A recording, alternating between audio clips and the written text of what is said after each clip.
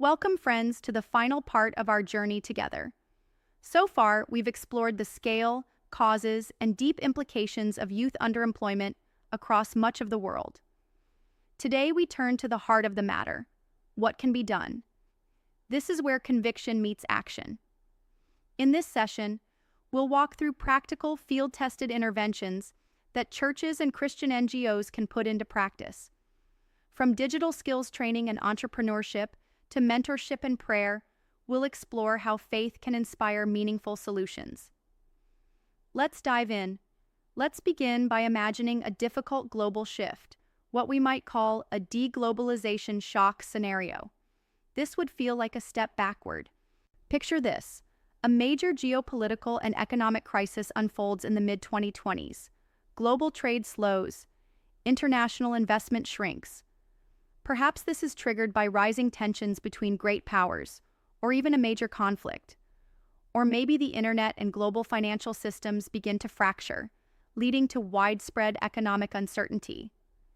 In this scenario, the shock ripples quickly through emerging economies. Capital leaves, exports collapse, and tourism dries up. What would that mean for young people seeking work? Factories in Asia and Latin America might shut down. Tourists stop coming, especially in places like the Caribbean or East Africa. International aid and investment projects are cut, shrinking the availability of jobs funded by those programs. Some governments may even face financial crises, forced into austerity, cutting public sector jobs, which are often vital to educated youth. If something like this were to happen in 2025, underemployment among young people would spike. By 2030, it could be severe. Unemployment would rise, and millions would be forced into whatever informal or survival-based work they can find. In regions like North Africa, already facing high youth unemployment, joblessness could reach devastating levels. Imagine a country like Cambodia. If garment exports and tourism collapsed, hundreds of thousands of young people might lose their jobs. Many would return to rural villages. Others would migrate, searching for opportunity in neighboring countries. And the social fabric, families, communities, even the church, could feel the strain. In this scenario, the role of the church becomes especially vital. Much like during the Great Depression, churches may find themselves offering more than spiritual encouragement. They may need to run soup kitchens, offer basic skills training, and serve as beacons of hope amid hardship.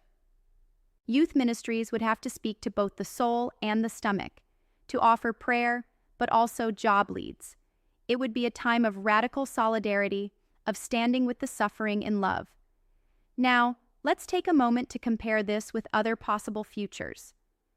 There are 3 scenarios we've considered.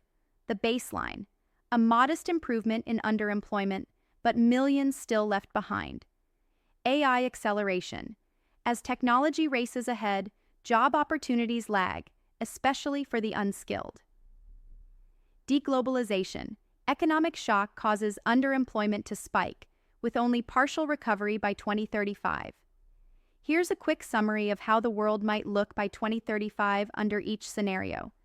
To give you a sense of the numbers, youth formal employment might sit at 30% in the baseline.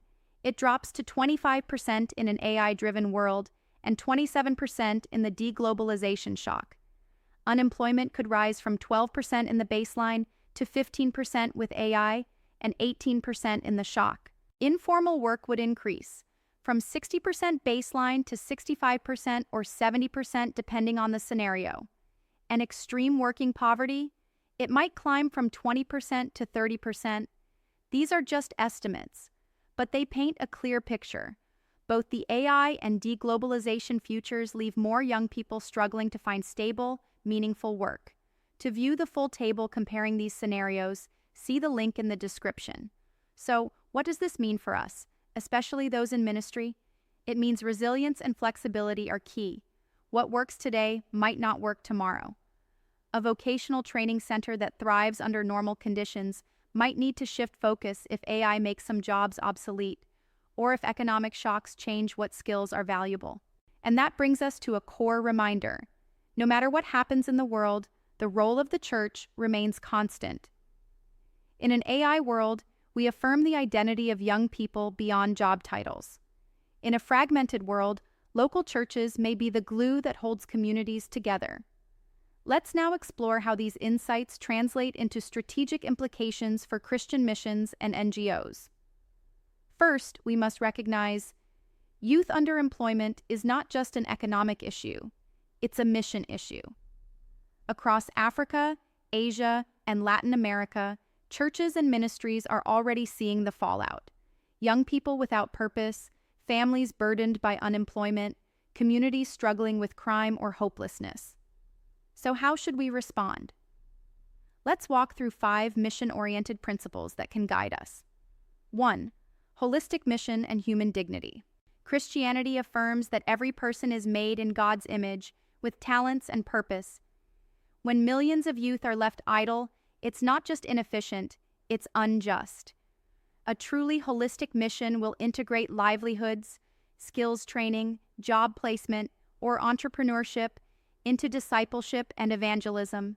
After all, how can a young person attend Bible study when they're spending all day just trying to find work? 2. Preventing social unrest and fostering peace. History teaches us that unemployed youth can become vulnerable to unrest, extremism, or crime. But when youth find purpose and livelihood, they often become peacemakers and change agents. In this way, vocational programs can be part of conflict prevention. For instance, helping youth in Nigeria or Central America build small businesses can steer them away from gangs and toward a hopeful path. 3. Youth engagement and church retention. In many countries, the church is young. But if young people feel the church doesn't care about their daily struggles, like finding work, they may drift away. Imagine a church in Peru that offers job training alongside worship, or a Kenyan church running a mentoring program to help youth start businesses. These are not just job programs, they are acts of ministry that show Christ's love in tangible ways. 4. Global solidarity and the body of Christ. Underemployment may hit hardest in the global south, but it's an issue for the entire church. Churches in wealthier nations can partner with those in need, funding job programs or offering technical help. As Paul reminds us, if one part of the body suffers, all suffer. Together we can respond, not out of charity alone, but out of solidarity and shared mission. 5. Rethinking mission strategies. Traditional missions emphasize church planting, schools, and hospitals. But in the 21st century, economic empowerment must become another core focus. This could mean bringing business advisors onto mission teams, supporting small enterprises, embracing the business as mission movement. In essence, it means treating job creation as a form of gospel witness. And we must be humble. No church can solve underemployment alone. But by partnering with governments, businesses, and civil society, and by leveraging our grassroots presence, we can play a vital role. Now let's look at what can actually be done on the ground. Here's a typology, a toolbox of interventions churches and NGOs can use to make a difference. 1. Education and skills training. From vocational schools to digital boot camps, helping youth build marketable skills is essential. Churches can offer classes in trades like carpentry or tailoring, or embrace the digital world with coding, graphic design, and IT literacy. Even soft skills like teamwork, communication, and professionalism can be taught through church workshops. 2. Job placement and mentorship. Sometimes what youth need isn't more training, it's access. Churches can host job fairs, maintain job boards, or run mentorship programs. A mentor might open doors or simply encourage a young person to keep going. Apprenticeships, internships, even just volunteering, all help bridge the gap between learning and earning. 3. Entrepreneurship and enterprise support. Many youth can create their own work, if given a little help.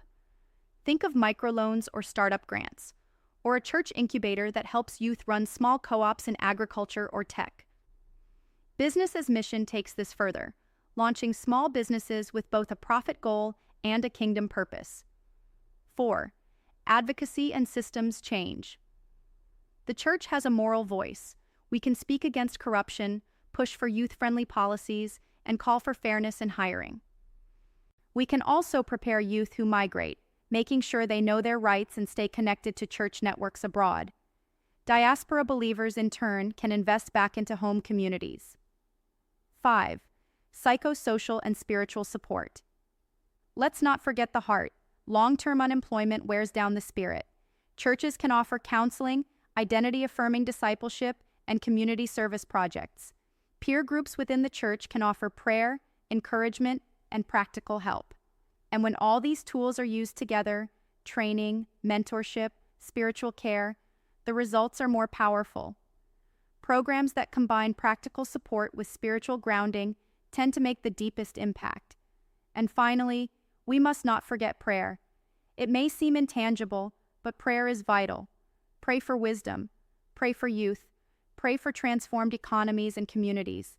As Psalm 90 says, "May the Lord establish the work of our hands." Friends, youth underemployment is one of the great challenges of our time. But in every crisis, there is a calling. We've seen the data, the forecasts, and the strategies. But the core message is this: the church can help turn the tide. When a church program helps a young man in Kampala start a shop and leave behind crime, when a Christian coding school in Dhaka opens the door to a meaningful job for a young woman, that's the kingdom breaking through. As we look to the future, toward 2035 and beyond, let's envision a world where far fewer young people are left behind. Let's imagine communities filled with young people thriving in work, service, and faith. It won't be easy, but with God's help, it's possible. And every small act matters. Mentoring one youth, hosting a skills workshop, offering encouragement. These are seeds of hope. So thank you for walking this journey with me. May you be inspired to act, to pray, and to believe that this generation can rise with dignity, with purpose, and with hope. This is kingdom work, and it's work worth doing.